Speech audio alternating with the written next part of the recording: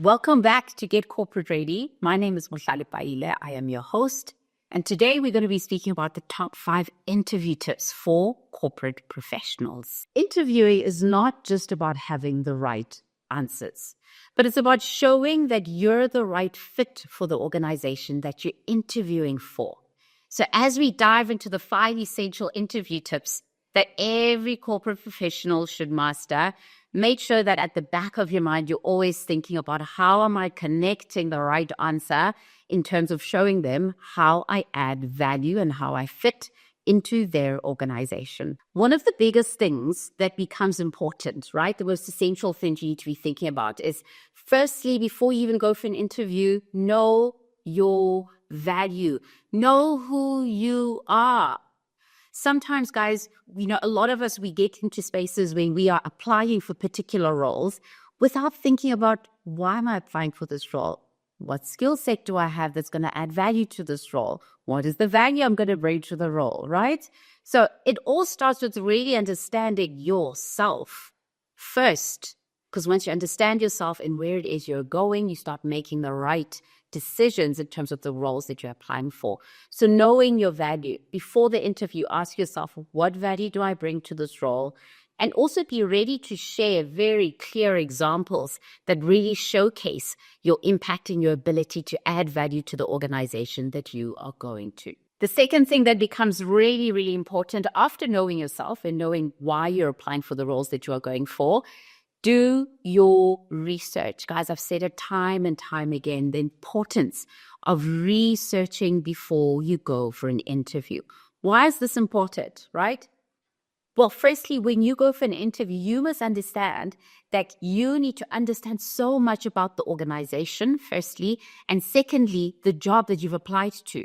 What is the job responsibilities? What are they actually looking for? How do I match to the role that they are looking for, right? And also, equally, you need to be able to answer questions that ask you about, why do you want to work for us? Why should we pick you? And doing your research is what's going to help you do this. So ensure that you go to the company website, but also going beyond just the website, right? Go on to LinkedIn, follow the company on LinkedIn, see what the latest news are that the company's been posting about. What are the recent awards that they've had? What are the things they're bragging about, right? Look at the recent news and projects and values that the company has, because that's what you're going to use as insight in order for you to tailor your answers and ask more meaningful questions. The third thing that becomes important, now that you know your value, you've researched about the organization and the job description, now it's important for you to start practicing. Guys, I know it may sound quite awkward, right? For you to be standing in front of a mirror and practicing how you're going to answer particular questions. But this is where the confidence starts to set in, right? It's so important that you are not practicing what's the best way of answering the question, but you're also ensuring that you are telling a story through how you answer the question. And the only way you're able to tell a story through how you answer the question is firstly by understanding self, understanding the organization. And then when you look up the top 10 interview questions that you could get asked, how do I start articulating the answer to these particular questions in a way that showcases me, in a way that shows that I understand them, right? This is why practice becomes important. Practicing is part of your career journey. You need to practice highlighting key moments, right, in your career journey that you are going to be able to speak to, whether that is like your biggest achievement, what are you most proud of, what is the biggest milestone or challenge that you've faced. Think through some of those milestones. Think through some of the lessons that you've learned. Make sure that you are able to practice the narrative that you are going to be portraying in the interview, and make sure that it all comes together, right, as you are answering the particular question. The fourth thing that becomes so important is that you also don't just look at commonly asked interview questions. You need to also be thinking about those behavioral or situational questions that come.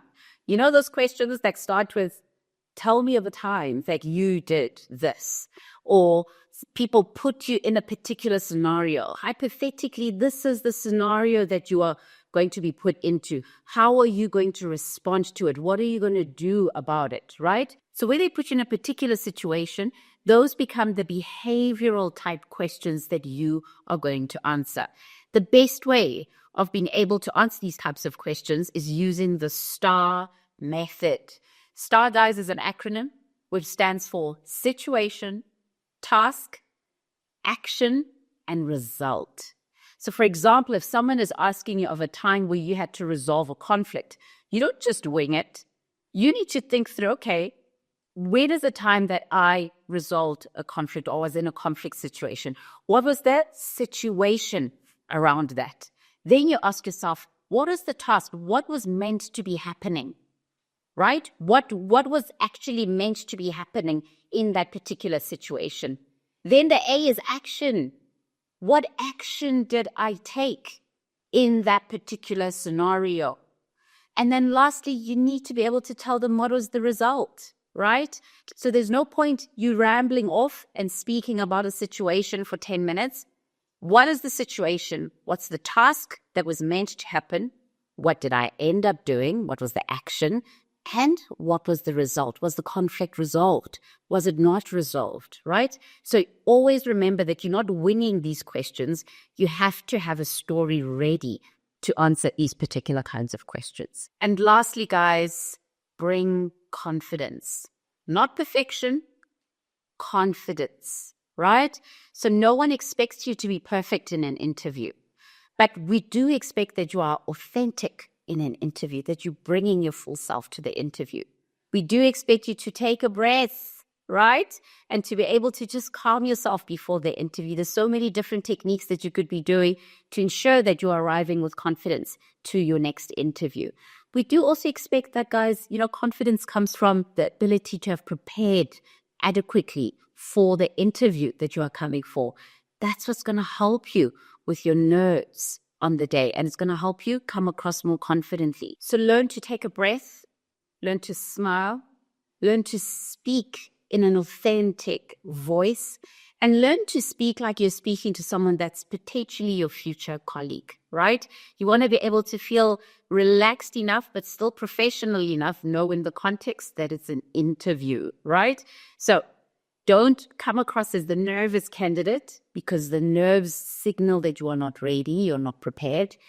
Make sure that you go in there as prepared as you can be and speak as authentically as possible as well.